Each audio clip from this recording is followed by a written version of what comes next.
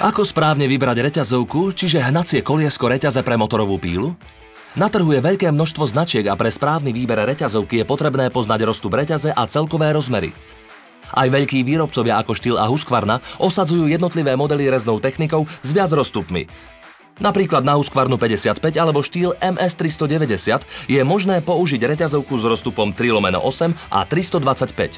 Preto je veľmi dôležité poznať všetky rozhodujúce parametre. Poznať značku a model už nie je dostačujúce. Ak máme k dispozícii vodiacu lištu alebo originálnu škatuľku s parametrami, tak z nich je možné ľahko vyčítať rozstup reťaze. Ak nemáme k dispozícii žiadne parametre, tak si ich jednoducho na reťazi zmeriame.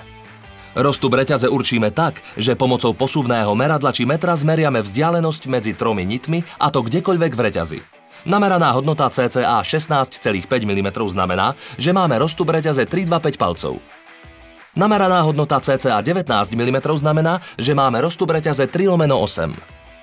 Nameraná hodnota cca 13 mm znamená, že máme rozstup reťaze 1/4. Nameraná hodnota cca 20 mm znamená, že máme rozstup reťaze 4,04 palcov. Berieme do úvahy, že v prípade použitých pílových reťazí sa táto vzdialenosť môže zväčšiť v dôsledku opotrebenia reťaze a jeho vlastností v ťahu.